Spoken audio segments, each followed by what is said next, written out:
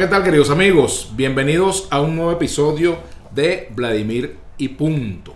Nuestro invitado de hoy es Rodolfo Sanz, diputado a la Asamblea Nacional, fue alcalde, ha sido ministro, fue dirigente de la Causa R, fue dirigente del PPT y ahora es del Partido Socialista Unido de Venezuela. Tú has pasado por unos cuantos partidos, Rodolfo, ¿no? Bueno, sí, igual que tú. Más o menos, tú ¿no? fuiste de... pues te faltó uno, el MPDín. Tú fuiste de la Causa R, fuiste Sí. del PPT, fuiste del PSUV y ahora eres independiente. Estamos Sí. a mano. Fui el PCB también. Sí, Pero tú fuiste de un partido muy particular, el MPDín. Mira, sí, Movimiento Pro Defensa de las Ideas Nacionalistas. Y el MPDín fue un partido que reivindicó desde su inicio la bandera del bolivarianismo. Tú recuerdas que la izquierda, incluido ustedes, los del Partido Comunista de la época, nos decían que éramos reformistas porque nosotros reivindicamos el pensamiento de Simón Bolívar. Después que llegó el comandante Chávez, los convirtió a todos en bolivarianos, incluido tú. Y algunos salieron católicos, ¿vale? Yo he visto muchos chavistas ahora rezando. No, yo no soy católico. Yo puedo creer en Dios, pero yo no asisto a las iglesias los domingos ni ningún otro día. Yo creo que para uno ser cristiano ¿Pero crees en Dios no o no necesita ser crees? católico. Sí, creo en Dios. ¿Y tú? Creo que hay algo superior, pero no sé si es Dios. Lo que pasa es que lo que no tengo es intermediario en mi relación con él. No tengo Pero no tú visita eras iglesia. ateo antes, porque los partidos comunistas se definen como ateos irreconciliables. Rodolfo y Punto, fíjese, Rodolfo preguntándome a mí, está bien, ¿eh? Porque es que tú siempre preguntas y Claro. yo quisiera que te hicieran un programa de entrevista a ti para ver cómo te Bueno, comportas como puede ser. A lo mejor no me doy esa entrevista. Si me entrevistara yo mismo no me doy esa entrevista. ¿Ves? Pero por ejemplo, si tú fueras periodista, ¿qué le preguntarías a Rodolfo Sanz, ya que viene por ahí? ¿Qué te parece la situación actual del país? Pero es una pregunta muy papaya, algo comprometedor, más difícil. No, ¿qué te parece la composición de la asamblea y qué expectativa hay con la asamblea? Por ejemplo, yo te nacional? preguntaría, ¿en qué se ha equivocado Rodolfo Sanz y de qué se arrepiente? Mira, no me arrepiento de verdad de nada, Vladimir. Si yo volviera a nacer, haría lo mismo que he hecho. Yo creo que la verdadera libertad del ser humano está en hacer lo que ha querido hacer y en ser lo que ha querido ser. ¿Y tú has logrado eso? Yo he logrado eso. Yo no me arrepiento absolutamente de nada. Errores, equivocaciones, sí, bastante. Si por ejemplo se devolviera la historia y estamos en el momento de la división de la Causa R que compartimos juntos, ¿tú te irías otra vez con Pablo Medina o te irías con Andrés Velázquez? Colocado en aquella situación, no me iría con Pablo Medina, porque ¿Y en la de hoy? la vida me dio la razón. No, en la de hoy no estaría con Pablo Medina. Pablo Medina está en una posición absurdamente de derecha. Y digo absurdamente porque no plantea absolutamente nada, no tiene ubicación ideológica, no es social cristiano, no es socialdemócrata, no es socialista, no es progresista, no se define como nada. ¿Y tú eres marxista-leninista, por ejemplo? Yo soy marxista. ¿Leninista? Y sí, y reivindico mucho los planteamientos de Lenin, sobre todo ese brillante análisis de Lenin sobre ¿Tú el imperialismo? el imperialismo. Uh-huh. Un libro que sigue siendo muy útil para la comprensión de la transformación del capital financiero a nivel mundial. Por cierto, lo citó. O sea que tú te diste a Figueroa en estos días un debate de la Asamblea Nacional y también el tema del partido. Uh-huh. Yo creo un partido de centralismo democrático. Yo creo un partido donde pueden haber corrientes. O sea que si pero tú no estás, grupúsculos. estás muy cerca de ser eso que el presidente Maduro llama la democrático. izquierda trasnochada. ¿Te diste por aludido cuando el presidente habló de izquierda trasnochada? No. Yo creo que en algunos compañeros lo que hay es una posición izquierdista. Uh-huh. Hay lo que Lenin llamaba La enfermedad infantil del izquierdismo y del comunismo, cuando se refería a los comunistas de izquierda que criticaban la firma de la paz de Brest. Uh-huh. Y con el tema de los sindicatos, donde después primero comenzó Bujarin, como tú bien sabes, y después se incorporó ese brillante bolchevique que fue León Trotsky, ¿no? Yo creo que más bien hay ciertas posiciones infantilistas de izquierda que no entienden el momento que vive el mundo, que no entienden que el socialismo es una posibilidad que depende de las circunstancias actuales del mundo. Pero antes se habló que no es socialismo romántico ni ideal, sino que hay es socialismo posible. O sea, socialismo de mercado, pues. ¿Tú crees en el socialismo de mercado? No, el socialismo puede usar perfectamente la planificación del mercado. Los chinos lo demostraron y les fue bien. Porque son hoy la segunda potencia económica del mundo, la primera en exportaciones manufactureras. Es decir, que usando la planificación y el mercado de manera combinada, ¿no?, le fue bien. Si te pidieran un modelo para Entonces, ¿por qué Venezuela, negarlo? ¿cuál modelo escogería? ¿El modelo cubano o el modelo chino? El modelo chino. Yo estoy haciendo un libro ¿Qué sobre no te gusta China. del modelo cubano? Déjame repetir la primera pregunta. He leído bastante el tema chino. En español. Mucho. he leído el pensamiento de Jiang Zemin, de Deng Xiaoping, todo lo que fue el desarrollo de Mao, el salto adelante, la revolución cultural y las transformaciones que vinieron después de Deng Xiaoping. Si me pregunta ¿con qué modelo tú te identificas mucho más en la visión socialista del mundo? Con el modelo de los chinos. El modelo cubano ha sido un modelo con muchas limitaciones. Recuerda que Cuba es una isla, ¿no? Cuba no tiene, digamos, grandes caídas de agua para generar hidroelectricidad. Cuba tiene poco petróleo y muy alto contenido de azufre. Cuba de verdad ha sido un país que ha hecho un milagro porque tener los indicadores sociales que todavía sigue teniendo Cuba, tener desarrollo en biomedicina, en biotecnología que ha tenido y tiene hoy Cuba, es una proeza. Tú fuiste viceministro para Relaciones Exteriores de América Latina. Y tú para... Ajá, y para Asia y el Medio Oriente, pero vamos a hablar de América Latina. ¿Cuál es la verdad sobre la influencia de Cuba en Venezuela? Del 1 al 10, ¿cuán cierto es eso? Es una exageración que no tiene ningún sentido. Con Cuba mantenemos una excelente relación de hermandad y cooperación, pero decir que Cuba incide en las decisiones dentro del gobierno es totalmente falso, así como nosotros, ni siquiera nuestro comandante Hugo Chávez incidía sobre las decisiones del comandante Fidel Castro ni del comandante Raúl Castro. Es una exageración que busca siempre revivir aquella tendencia al anticomunismo en América Latina, pero que de verdad no tiene ningún asidero en la realidad. ¿Qué te distancia hoy, por ejemplo, del chavismo originario, de eso que viene del MBR 200, del MBR, del Movimiento Quinta República, del naciente PSUV, del cual tú formaste parte ya, bueno, después que el PPT se incorporó? ¿Qué te distancia de lo que es, digamos, el chavismo que no viene del PPT ni de la causa R? Esencialmente nada.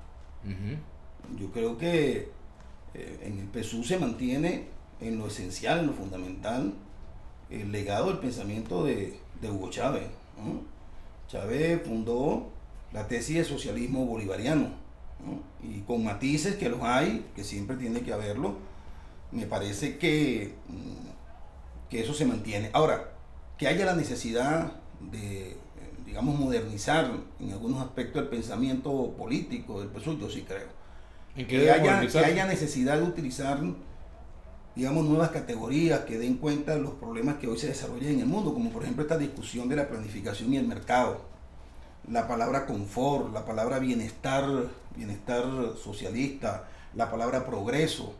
Son elementos que tenemos que comenzar a usar en este siglo XXI. Diversidad. ¿Cómo te la llevas tú con la diversidad? Con cualquier corriente socialista. Muy bien, porque yo no creo en el pensamiento único. El pensamiento único, lo de mí, no existe. Ni pensamiento único de derecha, ni pensamiento único de izquierda. Fukuyama intentó decir que se había acabado la historia. Después tuvo que rectificar y decir, cuando vio los desarrollos de gobiernos progresistas de izquierda en América Latina, no enmarcado estrictamente en la lógica de la política neoliberal, que la historia no se había ido y había regresado. Rodolfo, pasando a temas menos densos, menos complicados que eso, ¿cómo te la llevas con el matrimonio igualitario? Bueno, ese es un debate que se va a dar en la sociedad venezolana. Pero tu opinión, ¿estás de acuerdo con que personas del mismo sexo se puedan casar? Mira, yo creo en la libertad de las tendencias sexuales, ¿no? ¿Cómo es eso? Explícate. O sea, yo creo que la gente puede elegir la inclinación sexual que estime conveniente, pues, porque es dueño de su cuerpo, dueño de su vida, dueño de su pensamiento. Yo no cuestiono, ¿no? Ni el homosexualismo ni la diversidad sexual de las mujeres. Cada quien es responsable de su vida individual. Si me preguntas, ¿tú crees que la sociedad venezolana está hoy lo suficientemente preparada para ese debate? Te digo que no. ¿Por qué? Porque todavía hay mucho prejuicio, Vladimir. Hay prejuicios de lado y lado, ¿no? Hay prejuicios de quienes comparten la tesis de que debe haber matrimonio. Pero por ejemplo, si dos amigos tuyos se quieren casar y te piden que seas el padrino, ¿tú aceptarías? No, porque a mí no me gusta ser padrino de boda. Siempre he tenido, no sé, una cierta fobia a ser padrino de boda, ¿no? Por esa razón no sería. ¿Y por qué? ¿Qué te pasa con las bodas? No, porque no me gusta, porque yo veo que la gente se casa y a los 2 meses se divorcia. Y entonces un padrino frustrado, un padrino que o sea, lo que ponen allí como un adorno, decir que se case y luego pelan boda. Sí, porque el padrino da fe de que esa va a ser una unión para toda la vida, así por la iglesia ante Dios Todopoderoso y en el registro civil, etcétera. Y entonces después tú ves que al mes ya están divorciados. Entonces no me gusta ese papel de padrino frustrado. Por eso no sería padrino en ese caso. ¿Cómo te la llevas con la monogamia? Bien. Ajá. Y por ejemplo con el aborto, ¿estás de acuerdo? Claro, Sí. en la constituyente hubo una discusión profunda sobre ese tema, ¿no? Yo recuerdo el lobby aquel. Había el lobby de los que estaban de acuerdo con el aborto y los que estaban en contra. Cuando uno iba a salir de la sala, estaban los bandos allí en disputa. Sí, ¿no? ese es otro debate importante que toca mucho, pues, ¿no? Mire, tema religioso. ¿qué tiene de feminista Rodolfo Sanz? Todo. Yo creo en la libertad y el progreso de las mujeres. Yo creo en la igualdad de género. No creo en la opresión de las mujeres. Yo creo que Chávez reivindicó esencialmente en la práctica aquello que los franceses habían escrito, ¿no? En la teoría, pues. Yo me considero un dirigente político feminista, de verdad que sí. Y creo que ¿Practicas feminismo en tu casa? Sí, yo cocino, Vladimir, yo plancho, yo cocino, porque yo me crié con mi abuela. Bueno, Más que un problema de así yo convencimiento. también soy feminista. Porque Sí, yo hago todo claro, eso. no, pero es que la opresión de la mujer se expresa mucho en el hogar. Ajá. O sea, la mujer tiene que cuidar a los niños, la mujer tiene que planchar, la mujer tiene que hacer la comida, la mujer no podía salir a trabajar, la mujer no podía salir a estudiar. Eso es parte de la liberación de la mujer, en los términos concretos, en los términos del día a día. Y yo no tengo ese complejo.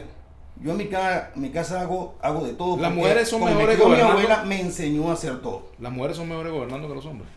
Mira, las mujeres a veces son más leales. Las mujeres son más centradas en las cosas que buscan. Incluso las mujeres son más leales sentimentalmente, ¿no? Las mujeres son más leales en las convicciones. Yo sí creo eso, lo he constatado a lo largo de mi vida, pues. Por eso soy feminista en cuanto a eso de que las compañeras, las mujeres pueden desempeñar cualquier papel brillante en la sociedad, y de hecho en Venezuela lo están haciendo. Acaba de pasar la Navidad, te pregunto, ¿en quién crees tú más? ¿En San Nicolás o en Dios dado? No, yo creo en el niño Jesús. El niño Jesús. ¿Y quién es el niño Jesús de la revolución? No hay niño Jesús. Hay dirigentes, hay líderes, no es como en las iglesias católicas. Yo, en la iglesia, evangélica, ¿no? Cristiana evangélica, donde hay pastores, hay profetas, ¿no? No, en el partido hay dirigentes, jefes y líderes. Eso es lo que hay en un partido político. No hay ni profetas, no hay pastores. Ajá. ¿Y no quién es el hay jefe del mesías. Los jefes del PSUV son el presidente Nicolás Maduro, es el presidente del partido, y el camarada Diosdado Cabello es el primer vicepresidente. ¿Y los líderes quiénes son? Jefe operativo del partido. Hay muchos líderes. Jorge Rodríguez es un líder del partido. La vicepresidenta Desi Rodríguez, una mujer muy inteligente y trabajadora, es una lideresa. ¿Tú estás de acuerdo con la alternabilidad por ejemplo, la alternabilidad presidencial? Depende. Eso no es un axioma. Eso no es nada automático. Si Sí, tu voto tú decidiera, evalúas por ejemplo, la trayectoria de un dirigente, su obra, su vinculación con el partido, su nivel de aceptación en el pueblo. Y con fundamento en eso tú, tomas una decisión política en el momento en que tenga que tomarla. Lo que hay que ver cuál es la oportunidad y cuál es la evaluación que hace el partido y la evaluación que hace el pueblo del desempeño de un determinado líder o jefe de un partido político. Es así la cosa en los partidos políticos. si hoy tu voto decidiera la continuidad o no de Nicolás Maduro como candidato presidencial, por ejemplo, en unas eventuales elecciones, ¿qué dirías tú? ¿Que sí o que no? Yo no tendría voto porque eso no está planteado ahorita. O sea, yo no puedo decir por qué voy a votar si es una situación que ni siquiera hipotéticamente está planteada. O sea, Nicolás es el actual presidente de la República Bolivariana de Venezuela y es el actual presidente del partido. ¿Qué extrañas de Chávez que no ves en Nicolás Maduro?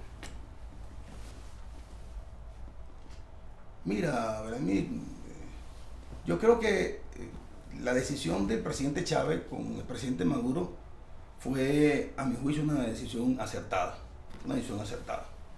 Nicolás Maduro era un hombre muy leal al presidente, un compañero que viene de las luchas políticas y sociales con un altísimo nivel de tolerancia.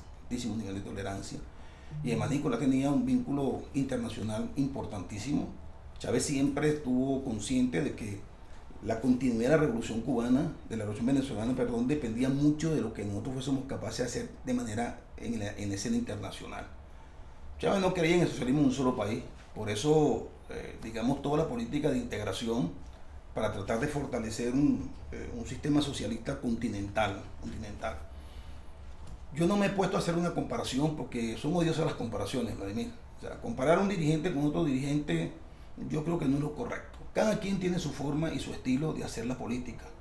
Lo esencial es que Nicolás, a mi entender, ha continuado en lo fundamental el legado del comandante Chávez. Pero yo no me atrevería de verdad a decirte qué tiene Nicolás que le faltó al presidente Chávez o qué tenía el presidente Chávez que le falta al compañero Nicolás Maduro. Creo que en política uno no puede hacer ese tipo de comparaciones porque cada hombre vive su época, cada hombre vive su tiempo. Chávez, sí te puedo decir, era un hombre muy adelantado a su tiempo. Yo siempre he dicho, si alguna observación pudiera yo hacer el comandante Chávez, es que yo creo que Chávez se adelantó mucho al tiempo que le tocó vivir. Eso ocurre con los grandes líderes históricos, ¿no? Y fue un hombre, bueno, extraordinario, un líder de ruptura. Un líder histórico es un líder que provoca ruptura en una sociedad, que cambia paradigmas en una sociedad. Eso fue el comandante Hugo Chávez. Nicolás le ha tocado en lo fundamental, ¿no?, darle continuidad, ¿no?, a la mayoría de esas rupturas y ese legado del comandante Chávez. ¿Quién ha sido el mejor alcalde de Guarena? Yo. Sin duda. Sin ninguna duda. Comparado incluso con el actual. No ha terminado. No lo puedo comparar, tengo que esperar a que termine. Porque tú me dijiste quién ha sido el mejor alcalde. Me hablaste del pasado. ¿Qué le dejaste tú a Guarena? Muchas obras importantísimas, como el bulevar el central de la calle central del pueblo, que era un desastre. La recuperación de la catedral, la recuperación de todas las oficinas públicas, ¿no?, el cambio del sistema de red de agua servida del casco central de la ciudad, un complejo polideportivo en la urbanización Los Naranjos de primera línea, con una cancha techada espectacular, con campos de béisbol, de fútbol muy famoso allá, el Camila Capote, con grama artificial, con apoyo del compañero Potro Álvarez. Digamos, una organización deportiva sólida. Nosotros hicimos, por ejemplo, Vladimir, un sistema de escuela de baloncesto. Tuvimos 2 equipos en primera y en segunda categoría. Nosotros hicimos 2 media maratón internacionales en Guarena. Le dejé 10 empresas que constituí para avanzar hacia un municipio productivo, una mayor recaudación fiscal que la que encontré cuando llegué a la alcaldía. Ahora, eso no fue por casualidad. Yo tuve el apoyo del presidente Maduro. Bueno, un mercado municipal. Sí, porque el metro no ha terminado, ¿vale? Porque no hay recursos. Y ahora yo creo que ese metro hay que redimensionarlo. Ese metro, en mi opinión, debería llegar a Caracas, Vladimir, pero hasta Higuerote. Construir el puerto de aguas profundas en Carenero, ampliar el aeropuerto de Higuerote para convertirlo en un puerto de descarga de mercancía, porque la inversión que ahora hay que hacer no se justifica si ese tren va a ser solo para cargar pasajeros. La inversión de ese tren hasta Caracas debe estar hoy en los 7.000 millones de dólares. En Guarenas Guatire debería estar en unos 500 millones de dólares. Y siendo un tren solo de pasajeros, no se justificaría la inversión. De manera que hay que conectarlo con un desarrollo productivo, con el puerto de agua profunda en Carenero y con el aeropuerto de Higuerote, que hay que convertirlo, tiene como ampliarse. O sea, eso quiere decir que si no hemos visto terminar ver aquello terminar va a ser más difícil. No, porque tú puedes hacer alianzas internacionales, Vladimir. Tú puedes hacer alianzas internacionales. ¿Qué va a ser más fácil, terminar ese tren o bañarse en el Guaire? No, es más fácil terminar el tren. Es más fácil terminar el tren, nos daría una mayor utilidad desde el punto de vista económico. Yo creo, Vladimir, que hoy la tarea fundamental que tenemos nosotros es la reconstrucción del sistema económico de Venezuela, comenzando por la industria petrolera, desarrollar la industria minera. ¿Tú que estuviste en Guayana? Monetario. ¿Hay que privatizar las empresas de Guayana? No, hay que hacer alianzas estratégicas. Me han dado buenas noticias, ¿no? En la antesala de este programa hay una recuperación sostenida de Bauxilum, hay una recuperación de Sidor, las empresas briqueteras están trabajando a una buena capacidad. Guayana, Vladimir, es la posibilidad cierta más inmediata que tenemos nosotros de un desarrollo económico no petrolero. Yo diría que tenemos que asociar esas empresas, incluso algunas plantas que no hemos terminado, como la segunda siderúrgica, la planta para procesar los pinos de Uberito y convertirlos en papel, en pulpa para papel periódico, papel de imprenta, en alianza estratégica con capital nacional y capital internacional. Por cierto, ya eres diputado otra vez a la Asamblea Nacional. Tú estarías dispuesto como diputado y como vicepresidente de la Comisión de Energía y Petróleo, ¿no? Sí. Y minería también. Sí. A meterle el ojo al arco minero, a investigar eso de arriba abajo para ver si hay algo que no esté bien. Claro, el presidente Maduro nos ha pedido que investiguemos. Nos ha dicho, detecten la corrupción donde esté, corrijan lo malo, apoyen lo que esté bien, y nosotros vamos a hacer este trabajo. Él nos ha pedido a los diputados control, nos ha pedido investigación, sí, vamos a investigar todo lo que haya que investigar. Yo creo que y si alguien la te dice, producción de oro es una bueno fuente cilantro, de ingreso pero no de divisa tanto, importante para Venezuela. si alguien te dice, bueno cilantro, pero no tanto, y quieren parar cualquier investigación, ¿qué vas a hacer tú? Sigo investigando, Al costo que sea. al costo que sea. ¿Dónde hay más corrupción, en el gobierno o en la oposición? Bueno, mira, lo que hemos visto con este gobierno interino de Juan Guaidó es desastroso. 1.200 millones de dólares ha señalado vocero norteamericano Mike Pompeo que le fue entregado a Guaidó para ayudas humanitarias, ¿no? Destrozaron un circo y ahora quieren venderla, ¿no? Comenzar a vender acciones de circo, ¿no? Tienen una comisión cercana a los 27 millones de dólares por el pago de por condonar una deuda que tiene Paraguay con Venezuela. Yo lo decía el presidente de la Asamblea, camarada Jorge Rodríguez. No, yo te puedo decir, Vladimir, la corrupción que se desarrolló en el llamado gobierno interino de Juan Guaidó es espantosa realmente. ¿Y la del gobierno actual, de Maduro? Yo no tengo evidencias hoy. Si me preguntas a mí, dentro de unos 5 meses te puedo decir, pero yo no puedo señalar hoy, hay corrupción aquí, hay corrupción allá, porque yo vengo a ser secretario general de gobierno. En Miranda te puedo decir que no hay corrupción, yo no sé dónde hay o no hay corrupción, porque nosotros no hemos iniciado. Se reveló una información de unas supuestas cuentas en Suiza por 10.000 millones de dólares de gente ligada al gobierno. ¿Qué sabes tú de eso? Nada, ¿de quién? Bueno, esa es la información, yo no te puedo dar nombre porque eso es lo que leí. Bueno, pero es una información vaga de gente vinculada al gobierno, hay mucha gente vinculada a los gobiernos. Incluso la corrupción de gente vinculada a los gobiernos no necesariamente es corrupción de los gobiernos. Hay gente que puede usar contactos, vínculos, un gobierno para hacerse millonario o multimillonario. Y a veces ni siquiera funcionarios del gobierno están involucrados en esos casos de corrupción. De manera que es una denuncia muy abstracta, muy genérica. No lo hago yo, no lo hago yo. Se publicó en la prensa. Bueno, quienes lo hayan publicado en la prensa. Pero por ejemplo, quienes lo hayan publicado, una denuncia genérica, las denuncias se hacen con nombre y apellido. Fulano de tal tiene 10.000 millones depositados en tal o cual banco, en tal o cual paraíso fiscal, con cuentas cifradas, con tales y cuales números. así que se hacen las denuncias, porque hacer denuncias irresponsables, Vladimir. Y tú tienes pruebas de todo eso lo que dijiste, por ejemplo, sobre que haya plata que esté en manos de Guaidó o que esté en manos de otro dirigente opositor, eso es tangible. Es evidente lo que dijo Mike Pompeo, que habían entregado al gobierno interino de Guaidó que por cierto fue desmentido por José Guerra, millones de dólares, ¿no? Es evidente lo que hicieron con Circo, es evidente los recursos que se han retenido en los bancos de Portugal, el oro de Inglaterra, y es evidente que las ayudas que esos gobiernos le han dado al llamado gobierno interino de Juan Guaidó tienen que ver con los fondos retenidos de Venezuela y con los activos confiscados al país, Vladimir. Es evidente. Mira, ¿a qué le teme Rodolfo Sanz? A nada. Ni siquiera a la muerte. A mí me dio COVID, Vladimir. Ni a las inyecciones, nada de eso. No, a mí me dio COVID. Te dio COVID. Y hubo un momento que me sentí muy mal.